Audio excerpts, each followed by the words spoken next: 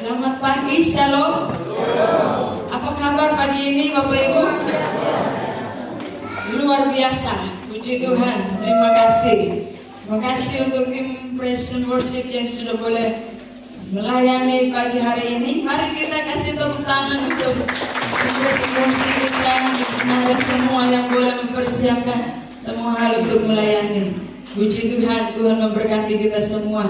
Untuk 10 malam, yang tadi malam adalah malam ke-10 Bapak Ibu yang terkasih, dan bersyukur karena umat Tuhan selalu digerakkan oleh Roh Kudus untuk hadir. Amin. Umat Tuhan selalu memiliki kerinduan untuk hadir. Bahkan ada yang mengikutinya tidak terlewat, mulai dari malam pertama sampai malam yang ke-10. Amin.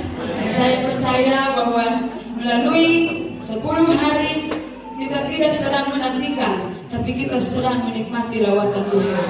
Roh Kudus sudah dicurahkan bagaimana hati kita yang rindu kepada Dia, supaya perjumpaan kita dengan Tuhan selalu dirasakan dalam hubungan kita yang terus dijaga. Kita merasakan kehadiran Tuhan dalam hidup kita. Amin Bapak Ibu. Amin. Saya sedikit bagaimana memberikan judul bagi hari ini. Tetapi inilah hari di mana gereja-gereja Tuhan masuk dalam hari Pentakosta, Bapak Ibu. Dibilang hari ke-50. Tetapi kita sudah ada sebelum atau kita memperingatinya selama 10 hari dalam berkat-berkat rohani yang tersedia. Dan hari ini menjadi hari di mana banyak gereja atau gereja Tuhan dikatakan peringati sebagai hari Pentakosta, hari yang ke-50. Nah, puji Tuhan. Untuk itu Bapak Ibu, saya beri judul ini sesuai dengan hari ini. Selamat Hari Pentakosta. Bilang buat kiri kanan kita. Bapak Ibu bingung sedikit, ini judul atau ini sedang kasih selamat? Ya, jangan-jangan kita tidak sedang menikmati kebersamaan bersama Roh Kudus.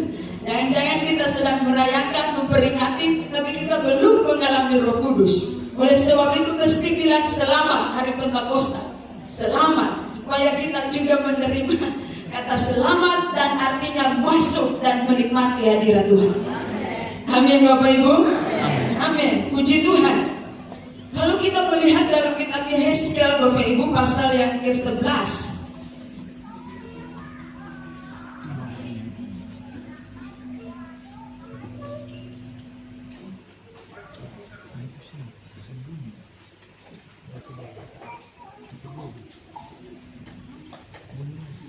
Ayat 19 berkata, aku akan memberikan mereka hati yang lain dan roh yang baru di dalam batin mereka. Juga aku akan menjauhkan dari tubuh mereka hati yang keras dan memberikan mereka hati yang taat. Puji Tuhan. Dalam kitab Yoel pasal 2 ayat 28. Ini menjadi firman Tuhan atau ayat-ayat yang selalu familiar dan kita sudah hampir menghafalnya. Kita baca Bapak Ibu ayat 28 mulai. Kemudian daripada itu akan terjadi bahwa aku akan mencurahkan rohku ke atas semua manusia. Maka anak-anakmu laki-laki dan perempuan akan bernubuat. Orang-orangmu yang tua akan mendapat mimpi. Teruna-terunamu akan mendapat penglihatan-penglihatan. Juga ke atas hamba-hambamu laki-laki dan perempuan akan kucurahkan rohku pada hari-hari itu. Amin. Bapak Ibu, artinya jauh sebelum hari ini kita masuk dalam zaman Roh Kudus, sudah ada nubuatan, sudah ada pemberitahuan bahwa akan ada atau Tuhan akan mencurahkan rohnya kepada semua manusia.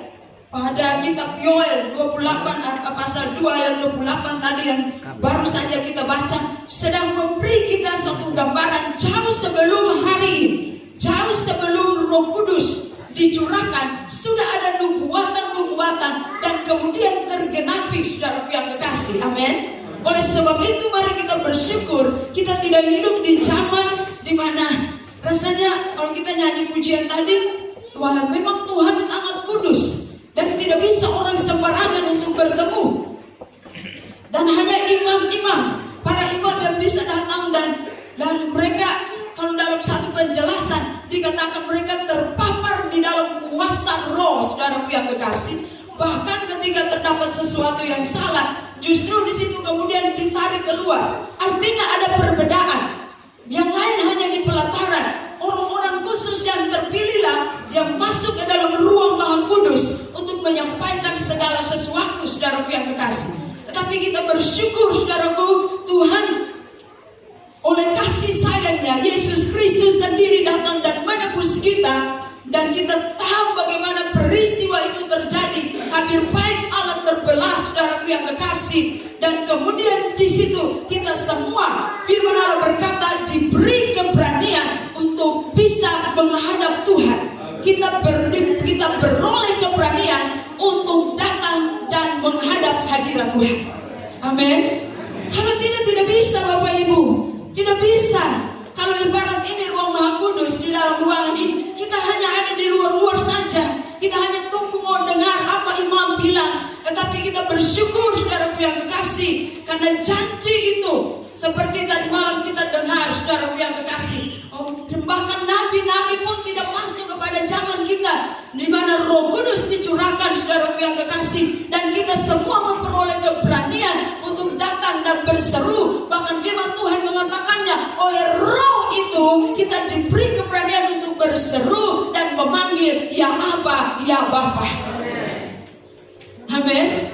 Jadi kita sebagai orang percaya, kita sebagai orang Kristen, saudaraku yang kekasih, mari kita bersyukur karena Tuhan selalu oleh Roh-Nya selalu memimpin kita, dan kita mesti berkata untuk diri kita sendiri, kita beruntung dan sangat beruntung kita menjadi orang percaya yang mempercayai Tuhan Yesus Kristus, Allah Bapa, Putra dan Roh Kudus. Amin Bapak Ibu. Jangan terganggu nih. Kita semua sedang bersuka cita di dalam Roh Kudus. Nah, kita baca di dalam Kisah Para Rasul pasal yang kedua, ayat 1 sampai pada ayatnya yang keempat, Bapak Ibu yang terkasih. Kita akan membacakan kebenaran firman Tuhan ini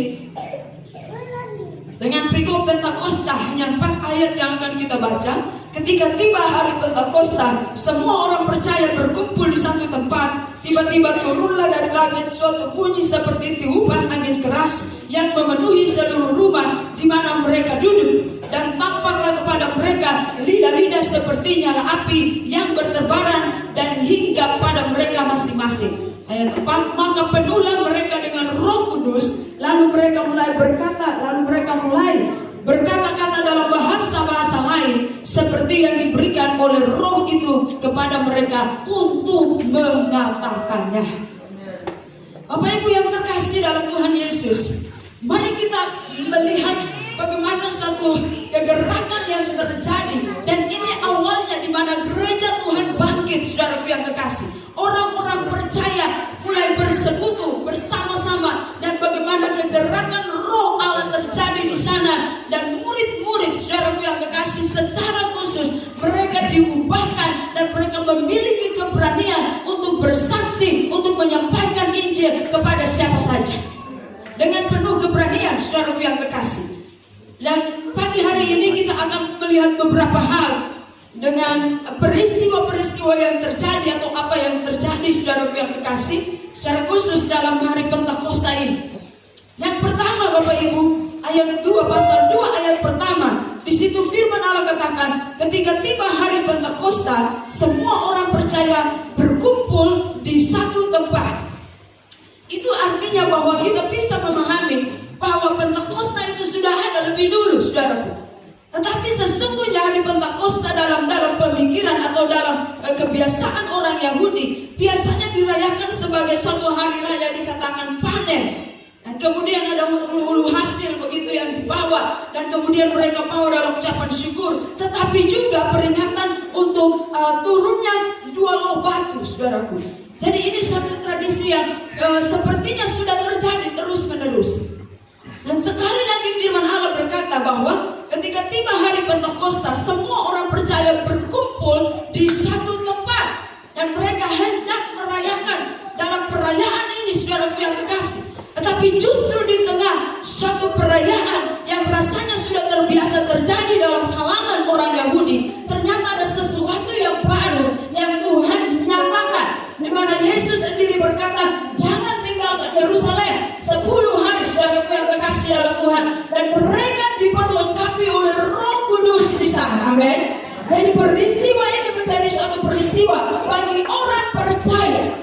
Nah, sehingga ada suatu penjelasan yang dikatakan, kalau ada yang bertanya bahwa bagaimana apa itu Pentakosta, mungkin kalau orang Yahudi akan berkata, oh itu suatu perayaan yang sudah biasa terjadi dan begini. Tetapi bagi orang percaya, kita pasti akan selalu mengatakan bahwa itu tanda atau itu awal di mana Roh Kudus dicurahkan. Amin. Amin. Ini awal di mana gereja bangkit, Bapak Ibu. Saya menandai kalimat ini. Orang-orang percaya, semua orang percaya berkumpul, saudaraku yang kekasih. Kata berkumpul sedang menunjukkan ada suatu kebersamaan di sana, ada suatu persekutuan, saudaraku yang kekasih, yang sedang dibangun dalam perkumpulan itu. Mari kita coba melihat komunitas yang hari ini sedang kita jalani, komunitas sebagai orang percaya di dalam kegiatan ibadah kita, saudaraku yang kekasih. Dan ini pun terjadi dalam perayaan di mana hari Pentakosta, dan orang-orang percaya sedang berkumpul di satu tempat. Nah, ternyata bahwa ketika dalam perkumpulan yang saya bisa katakan bahwa itu sudah sesuatu yang sudah terbiasa terjadi, berkumpul untuk hari Pentakosta, tetapi justru di tengah semua yang sudah biasa terjadi, Roh Kudus memunculkan sesuatu yang baru, Bapak Ibu. Amin. Roh Kudus dicurahkan di sana sebagai kegenapan dari janji Tuhan bagi orang-orang percaya. Oleh sebab itu saya mau mengingatkan anak-anak Tuhan, berkumpul itu sesuatu yang Tuhan mau. Persekutuan itu sesuatu yang Tuhan mau. Kita tidak mengukur kehadiran Tuhan dengan pikiran kita, tetapi kita mengimani di dalam roh iman kita bahwa firman Allah berkata, di mana 2-3 orang berhimpun dalam nama Tuhan, di situ Tuhan ada. Dan persekutuan itu yang Tuhan kehendaki dalam kehidupan orang-orang percaya. Pada waktu mereka berkumpulan, di situ terjadi suatu kegerakan roh Allah yang besar, saudaraku. Murid-murid tidak sedang mengalaminya sendiri-sendiri, tetapi Tuhan sedang menyaksikan kepada dunia bahwa Roh Kudus dicurahkan bagi semua orang. Jadi berkumpulan atau berkumpul, persekutuan, kesatuan hati, kesatuan roh, saudaraku yang kekasih, itu menjadi bagian di mana Allah akan mencurahkan yang tadi kita nyanyikan, apinya yang lebih besar. Mungkin kita sedang berdoa sungguh-sungguh di suatu tempat dan kita merasakan hadirat Tuhan dengan luar biasa di rumah kita atau dimanapun kita ada. Tetapi sesungguhnya, saudaraku yang kekasih, kegerakan itu dapat terjadi dalam tubuh, di mana firman Allah berkata kita semua adalah tubuh Kristus, dan di dalam tubuh itu kita masing-masing memiliki karunia, dan ketika tubuh itu menjadi satu dalam karunia-karunia yang berbeda sekalipun, bagaimana kita tidak akan melihat satu kegerakan yang besar terjadi. Oleh sebab itu kesatuan